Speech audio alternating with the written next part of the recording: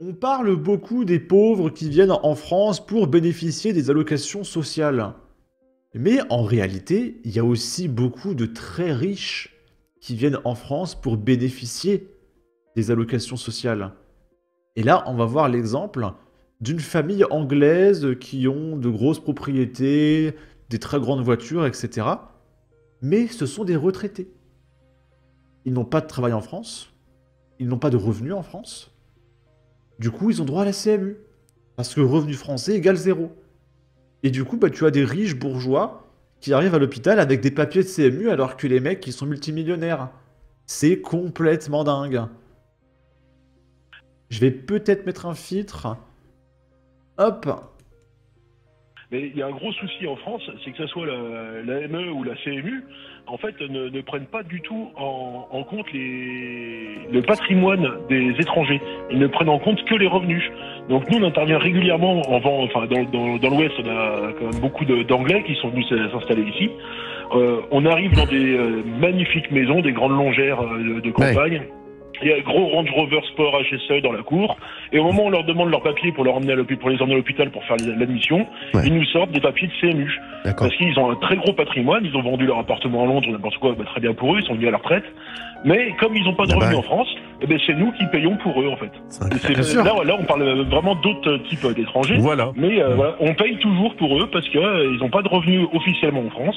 Donc c'est à bien payer pour eux. C'est un très bon Je exemple. peux vous dire que dès qu'ils sont à la retraite en Angleterre et qu'ils ont le moindre souci de santé, leur famille, ils viennent tous s'établir chez un cousin ou chez un frère en France pour pouvoir bénéficier des chimiothérapies gratuites. Enfin, voilà. Mais en même temps, en tant que Français, c'est notre devoir de déverser notre pognon sur le monde. Bon, on est endetté de 3400 milliards, mais c'est pas grave, on doit donner encore plus de pognon. Et puis sachez qu'on n'en parle pas beaucoup, mais la dette de 3400 milliards, elle est soumise à intérêt, comme pour n'importe quel prêt. Donc c'est-à-dire que même si on dépense pas plus, à la fin de l'année, la dette augmentera de 1 à 3%. Parce qu'on emprunte de l'argent à l'Union européenne entre 1 et 3% d'intérêt. Là, les projections, c'est qu'en 2027, les intérêts de la dette, ça sera 70 milliards d'euros.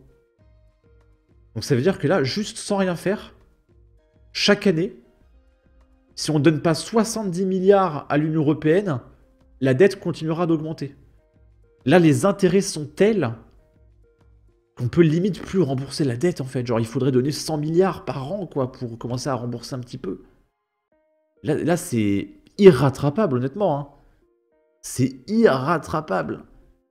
D'ici 10 ans, là, on sera à 5-6 000 milliards. Les intérêts, ça sera 300 milliards. C'est pas possible. Là, on est dans une boucle sans fin. C'est pour ça qu'il faut réagir tout de suite. Et il faut pouvoir donner 70 milliards au moins par an à l'Union européenne. Enfin, vous vous rendez compte qu'au final, on aura emprunté 2000 milliards et on aura rendu à l'Union européenne 4 ou 5 000 milliards avec les intérêts au final. Donc, bravo. Et quel magnifique économiste on a au pays, quoi. On aura juste dilapidé 2000 milliards dans du rien. C'est génial. 2000 milliards dans du rien. Des intérêts. C'est magnifique, c'est génial la dette. C'est génial. Là, c'est un mec qui fait une comparaison entre les prix des courses au Lidl en 2004 et aujourd'hui. Donc là, regardez, 1,20€, 80 centimes, 30 centimes, 80 centimes, 15 centimes, 20 centimes, 70 centimes, 15 centimes. Et on va regarder aujourd'hui. Les gars sur Twitter, ils sont partis déterrer une liste de courses qui date de 2004 à Lidl. Et je vous jure que tout le monde, genre vraiment tout le monde est en train de serrer sur les prix. Là, ici, c'est des courses pour le quotidien. Vous voyez des tomates, des oignons, du lait, du beurre, etc. Il y a quasiment que des produits en dessous de 1€. Alors moi qui suis issu de la génération 2000, je vais vous poser une question pour ceux qui ont connu cette époque-là. En toute sincérité, répondez-moi s'il vous plaît. Comment est-ce que vous avez fait pour ne pas devenir riche? Et comment est-ce que vous avez fait, vous qui avez connu ça, pour laisser passer les prix qu'il y a aujourd'hui? Parce que du coup, il y en a un, ce qu'il a fait, c'est vraiment très intéressant, c'est qu'il s'est amusé à recréer exactement la même liste sur Leclerc Drive. Et il est arrivé à un total de 150,37 €. Sachant que comme vous pouvez le voir, je vous rappelle, on est en 2004, ça coûtait genre 57 € un chariot de course. Ça a fait x3. Moi, je me rappelle quand j'étais petit, le jambon au Portugal, c'était n'importe quoi. Pourtant, j'étais petit, hein, l'économie, je m'en foutais. Mais j'étais choqué, le jambon il était genre à 15 centimes, genre. Même moi là en tant que petit j'hallucinais. C'est comme ça. Eh, Parce qu'au Portugal c'était vraiment pas cher, hein, c'était presque gratuit. Genre on remplissait des caddies, ils débordaient, presque ça tombait par terre tellement ça débordait. On repartait des courses, genre 30 euros. Aujourd'hui, tu prends un petit panier que tu peux porter à la main là, c'est 70 balles quoi. dites-vous que le beurre, là, bon, c'est du beurre. J'ai fait des courses récemment. Bon, j'ai pas pris grand chose, hein. Je crois que j'ai pris du chocolat poulain, du lait, du beurre. Je crois que j'ai pris. J'ai pris quoi? J'ai pris du pain de mie, un peu de bouffe classique, hein, de cordon bleu, des trucs de base. Putain, à la caisse, elle me dit 47 euros, monsieur. J'ai fait ah. J'ai relu la liste de courses, je vois avec 3 euros, 5 euros, 6 euros, 2 euros, 3 euros. Je fais ouais, ça paraît cohérent. J'étais choqué, hein. Président, c'est de la marque, etc. Aujourd'hui, tu le trouves à 1,78 € sur le ticket, c'était 40 centimes. Crème fraîche Eco Plus, 1,80 €. Oh là là, quelle horreur. 1 litre d'huile. À mon avis, le mec qui a fait la photo, il est à Paris, hein. Chez moi, j'ai de la bonne crème fraîche. Pour la classique, hein, marque Carrefour. C'est 95 centimes, un truc comme ça. Donc je pense qu'on est à Paris, là. Pareil, le beurre, c'est plutôt 1,20 € chez moi. Le lait, on est sur du 5,95 €. C'était 40 centimes. 1 litre d'huile de tournesol, à l'époque, c'était 85 centimes. Aujourd'hui, je crois que c'est à peu près 2 €, genre 1,70 €, 80, un truc comme ça. Donc ceux qui ont vécu dans cette génération, racontez-nous un peu. Comment est-ce que c'était? Est-ce que les arbres étaient fleuris? Est-ce que les voitures volaient? Comment c'était? Et vraiment, Bah, moi, je crois que les baguettes de pain, c'était 50 centimes, un truc comme ça. Là, c'est une dame qui voulait aller chez son médecin traitant. Mais le médecin traitant lui a dit, désolé, mais vu que vous ne venez pas assez souvent, eh bien on va se séparer de vous. Et ils l'ont expulsé de sa liste de patients réguliers. Donc ce n'est plus son médecin traitant. Donc peut-être parce que je sais pas, il faut pouvoir dépenser le pognon de la sécurité sociale régulièrement. Donc voilà, il faut aller régulièrement chez le médecin, sinon vous pouvez vous faire virer, visiblement. C'est juste incroyable ce qui vient de m'arriver. J'ai téléphoné à mon médecin traitant pour prendre un rendez-vous. Et là, elle me dit, la secrétaire, qu'elle peut pas me donner de rendez-vous. Donc je lui dis ah bon? Elle me dit non, qu'elle me donnera plus de rendez-vous et que ce sera plus mon médecin traitant parce que je suis pas assez venue souvent. Donc du coup, elle refuse de me prendre. Je savais pas qu'il fallait obligatoirement, quand on avait un médecin traitant, y aller souvent. J'étais pas malade, je travaille, donc du coup voilà. Et elle me dit oui, je suis désolée, mais on pourra pas vous prendre. Donc maintenant, j'ai plus de médecin traitant.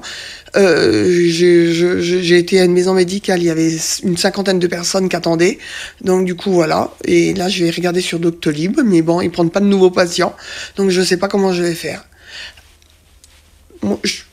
Il n'y a pas de mots. Je comprends pas. Est-ce que vous, ça vous est déjà arrivé, ça? Que votre médecin traitant vous ne prend plus parce que vous venez pas assez souvent le voir? Incroyable, incroyable. Ça... Je pense que c'est quand même spécifique à son médecin, qui doit être un charlatan absolu, il a besoin d'avoir du pognon. Parce que moi, mon médecin, sur 10 ans, je l'ai vu peut-être 2 fois. Il m'a rien dit, hein. Il est gentil, il m'aime bien, je l'aime bien. C'est notre médecin de famille depuis 3 générations. Peut-être même 4, hein. Je sais pas s'il s'occupait de mon arrière-grand-mère, hein. J'en sais rien.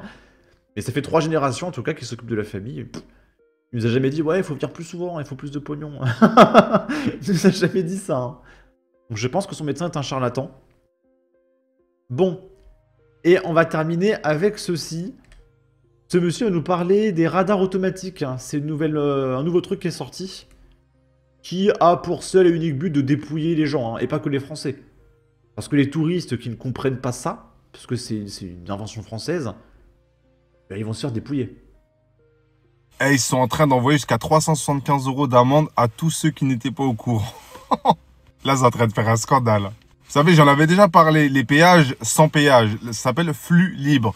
En gros, tu passes, mais la caméra elle a flashé ta plaque. Ça veut dire dès que tu as fini ton voyage, tu rentres chez toi, tu vas sur le site internet et là tu payes. Mais sauf que nous, quand on voyage, généralement on est fatigué, on pense à autre chose, on pense pas à payer. Et sauf que là, ils sont en train d'envoyer toutes les amendes. Et ça monte jusqu'à 375 € si tu n'as pas payé. Maintenant, mettez-vous là dans la peau d'un papy qui va voir ses petits-enfants. Il fait, je sais pas moi, 300 km. Il passe par là, il n'est pas au courant. Comment ça se passe? Mais le truc le plus drôle, Et là, il va payer. c'est quoi? C'est que quand tu passes le flux libre, au niveau du péage, il y a écrit le site internet. Donc toi, tu es à 130, tu conduis, tu as les gamins, tu les frappes derrière parce qu'ils font du bruit. Et en même temps, tu dois lire le site internet. Comme si conduire, c'était pas déjà assez préoccupant. Non, faut retenir le site internet sur la plaque. Qu'est-ce que t'en penses, toi?